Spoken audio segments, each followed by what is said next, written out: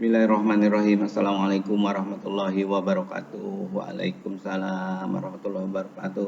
Rabbi sholli shodri wa yassir li amri wahlul 'uqdatam min lisani yafqahu qawli, amma ba'du.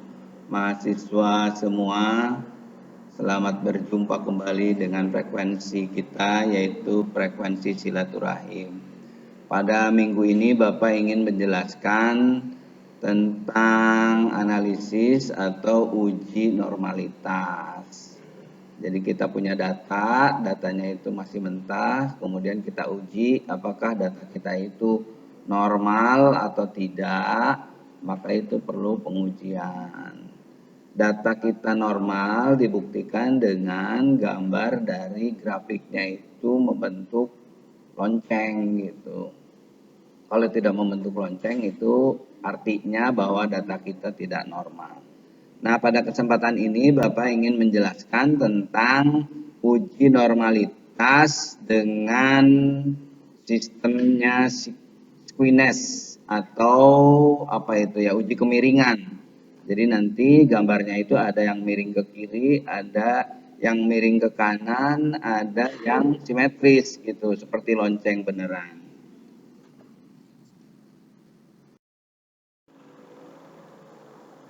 Grafik begini itu kan ini skalanya di sini misalnya ini dari 0, kemudian 1, 2 gitu, 3 ya, 4, 5 dan seterusnya gitu. Di sini juga sama. 0, 1, 2, 3 gitu sampai seterusnya. Di sini 0, 1, 2, 3 gitu seterusnya.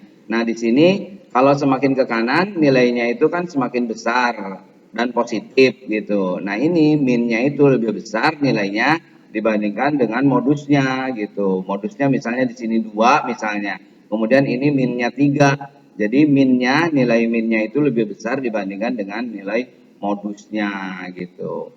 Kalau yang seperti itu nanti ekornya itu condong ke kanan. Kalau minnya itu lebih kecil dibandingkan dengan modusnya, minnya lebih kecil, di sini nilainya misalnya 5, minnya kemudian modusnya itu nilainya 6. Jadi minnya lebih kecil dibandingkan dengan modus, sehingga gambarnya menceng ke kiri atau condong ke kiri.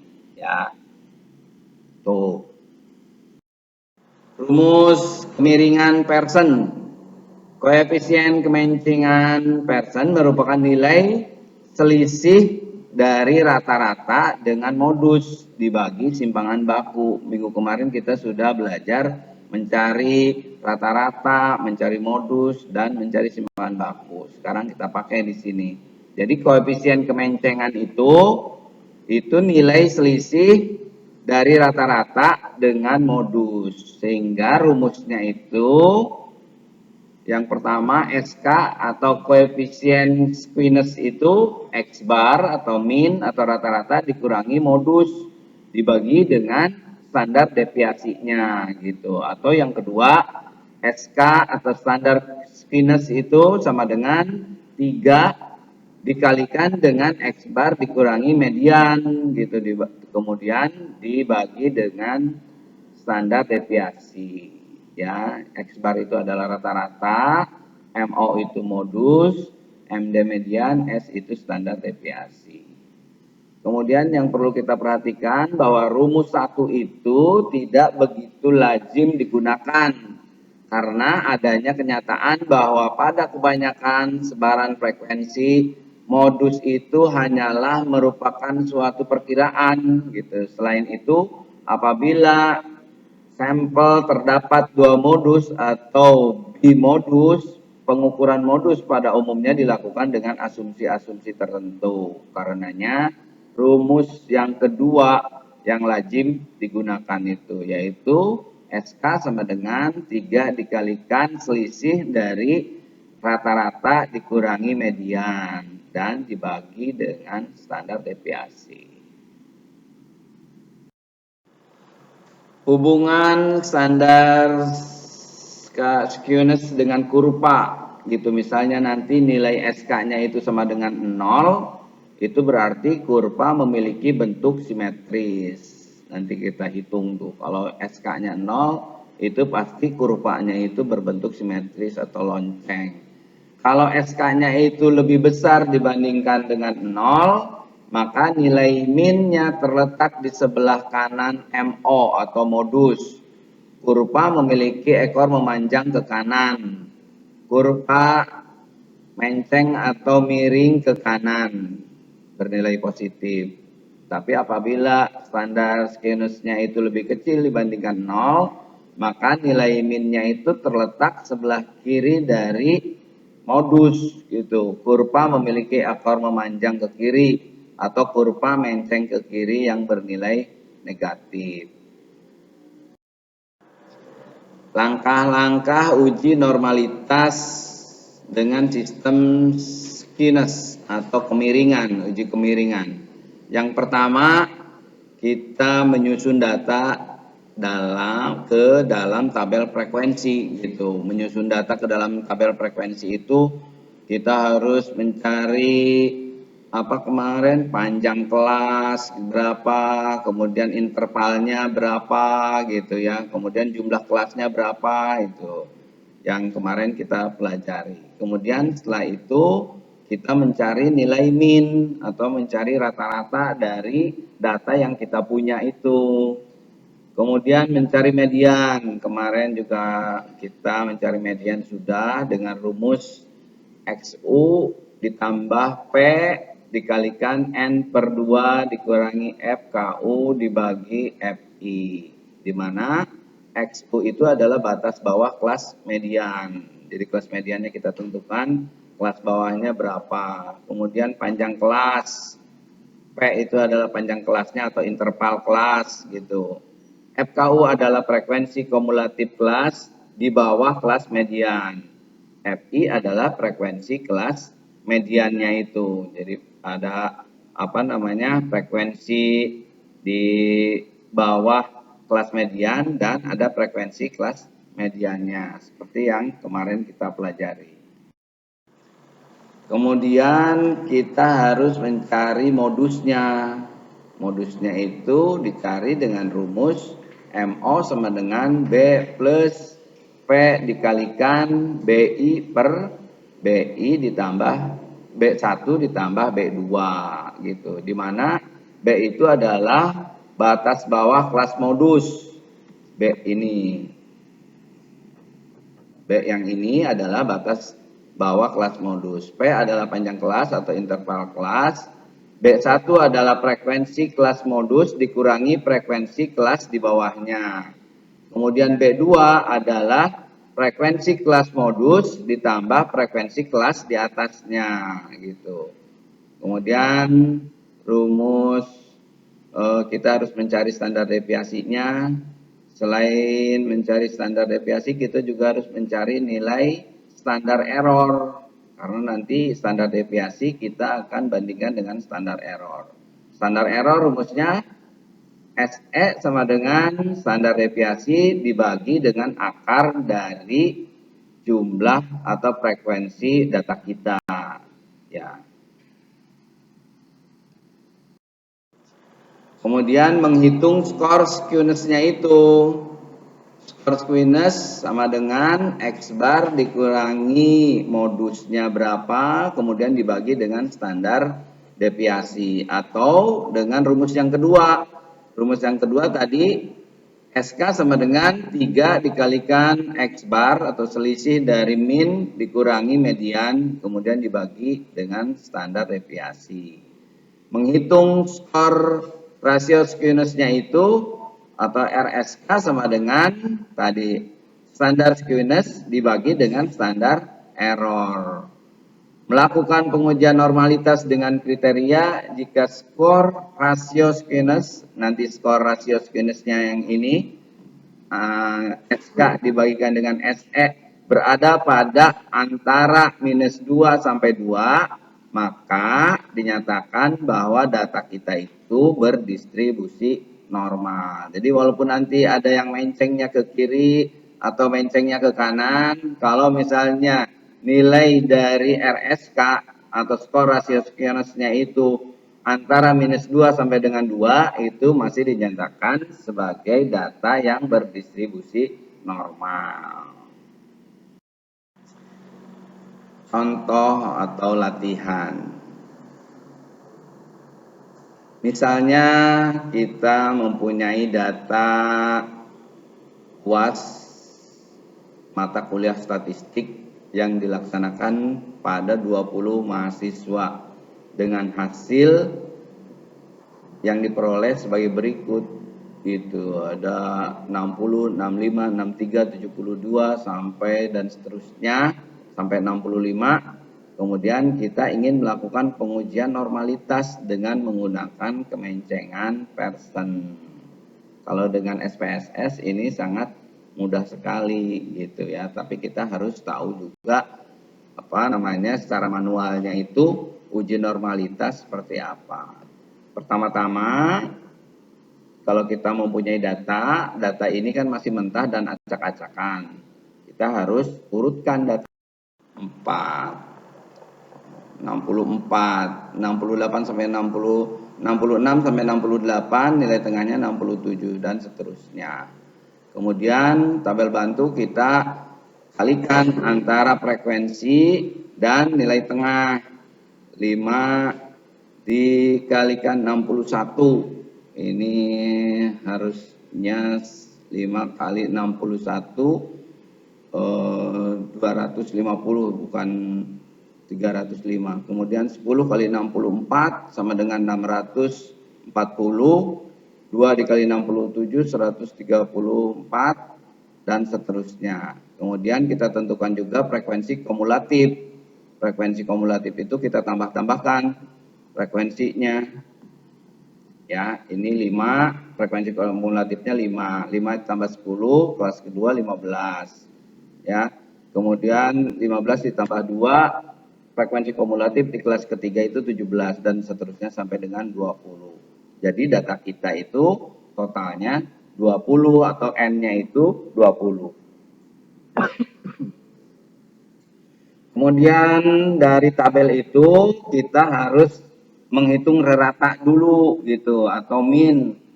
Min tinggal kita bagi saja total dari F dikalikan XI itu berapa totalnya? 129 dibagi 20 sama dengan 64,6. Kemudian median kemarin kita juga sudah coba, sudah latihan median, rumusnya dengan XU plus P kemudian dikalikan N per 2 dikurangi FKU atau frekuensi kumulatif sebelum frekuensi median. Di sini itu XU-nya itu 62 kelas median di sini karena rata-ratanya 64. Rata-ratanya 64,6 maka kelas mediannya adalah ini yang kedua 64 gitu ya. Kemudian kita masukkan N per 2, N-nya itu tadi 20, kemudian per 2 dikurangi frekuensi sebelum frekuensi kumulatif dari frekuensi kelas median yaitu 5. 20 per 2 dikurangi 5 kemudian dibagikan 10. 10 itu adalah frekuensi dari frekuensi mediannya itu. Ini frekuensinya 10. Kemudian dioperasikan yang dalam kurung dulu ya. 5 per 10 sama dengan 0,5, 0,5 dikalikan 3, 1,5 sehingga mediannya itu 64 gitu. Kemudian modusnya kita cari dengan rumus tadi. Ini kelas tepi bawahnya 62,5 kemudian ditambahkan dengan P. P-nya itu tadi 3 intervalnya, kemudian B1. B1 itu tadi frekuensi median dikurangi frekuensi sebelumnya, frekuensi kumulatif sebelumnya sehingga 10 dikurangi 5 ya. Ini B1 itu adalah frekuensi median, ini frekuensi mediannya dikurangi dengan frekuensi kumulatif sebelumnya sehingga 10 dikurangi 5. Ini B1 kemudian ditambahkan dengan B2. B2 itu adalah frekuensi kelas median ditambahkan dengan frekuensi setelahnya ini. Setelahnya itu kan 2 frekuensinya ya. Jadi 10 ditambah 2. Jadi dioperasikan yang dalam kurung dulu 10 dikurangi 5, 5. Kemudian ini 10 kurangi 5, 5. Ditambah 10 kurangi 2, ditambah 2 sama dengan 12.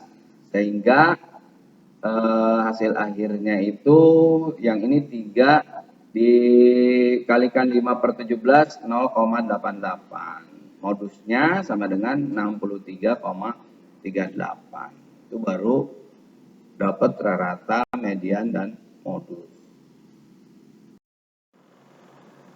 Kemudian kita membuat tabel bantu lagi. Tadi kan belum ada ini nih. Belum ada frekuensi kumulatif sudah ada. Nah, ini yang X bar dikurangi dengan XI-nya. Berapa ini? XI-nya itu 63. Ya, 63 tadi X barnya itu kan 64,6. 63 dikurangi 64,6 itu harusnya 1,6 gitu. Ini mah minus 3,6. Kemudian 64 dikurangi 64,6. Ya, tadi X barnya itu 64,6 sehingga nilainya minus 0,6. Kemudian ini 67 dikurangi 64,6, 2,4. 70 dikurangi 64,6, 54. 73 dikurangi 64,6, 8,4. Seperti kemarin yang ini kita kuadratkan, kemudian kita totalkan. Nah, untuk mencari standar deviasi tinggal masukkan angka total atau keseluruhan nilai dari X bar dikurang XI dikurangi X bar dipangkatkan, totalnya berapa kita tinggal masukkan dan N-nya itu 20. Dapat akar 9,6 sehingga standar deviasinya sama dengan 3,1. Standar deviasi kemudian kita hitung standar errornya. Standar error SS sama dengan standar deviasi dibagi dengan akar N. Standar deviasinya 3,1 kemudian dibagi dengan akar N. Akar 20-nya itu 4,47 sehingga standar errornya 0,695. Kemudian kita hitung kemencengan persennya. Tadi dengan rumus SK sama dengan X bar dikurangi modus dibagi standar deviasi atau 3 dikali X bar dikurangi median dibagi standar deviasi. Dua-duanya kita coba masukkan angkanya. X barnya itu tadi 64,6 dikurangi modusnya itu 63,38, kemudian standar deviasinya 3,106 ya. Terus yang ini yang rumus kedua kita masukkan. Kemudian kalian hitung itu nanti yang pertama itu dapat 0,392 dan rumus dihitung dengan rumus kedua dapat 0,58. Di sini ada tafsiran dengan standar bahwa jika SK-nya itu sama dengan 0, maka kurva memiliki bentuk simetris. Jika standar squeness-nya itu lebih dari 0, maka min-nya itu terletak di sebelah kanan MO, maka kurva akan memanjang ke kanan yang bernilai positif. Sebaliknya, apabila SK-nya itu kurang dari 0, maka min-nya terletak sebelah kiri, seperti yang tadi. Berdasarkan perhitungan hasil dengan rumus pertama dan rumus kedua, SK-nya itu, standar squeness-nya itu lebih besar dibandingkan dengan 0 gitu ya. Yang berarti bahwa nilai min terletak di sebelah kanan modus. Kurva memiliki ekor memanjang ke kanan, kurvanya menceng ke kanan bernilai positif. Kemudian kita menentukan rasio squeness. Rasio squeness itu RS tadi. Rumusnya squeness dibagi dengan standar error. Tadi yang kedua squeness-nya itu dapat 0,392, yang kedua dapat 0,58. Ya, kemudian standar errornya 0,69. Ini Kita operasikan 0,39 dibagi 0,69 sama dengan 0,56. Yang rumus kedua dapat 0,835. Menghitung kesimetrisan data dan skewness dengan kriteria jika nilai rasio skewness berada pada rentang di antara -2 dan 2, maka data kita berdistribusi normal. Dari hasil perhitungan rumus 1 0,564 maupun rumus 2 dapat 0,835 berada pada rentang -2 sampai 2. Oleh karenanya dapat kita simpulkan bahwa sebaran data distribusi data kita yang tadi itu berdistribusi normal. Demikian mahasiswa semua. Dan dari Bapak, mudah-mudahan kalian bisa mengerti dan semoga pertemuan kita dinilai oleh Allah Subhanahu wa taala sebagai pertemuan yang bernilai ibadah. Amin amin ya rabbal alamin. Assalamualaikum warahmatullahi wabarakatuh. Waalaikumsalam.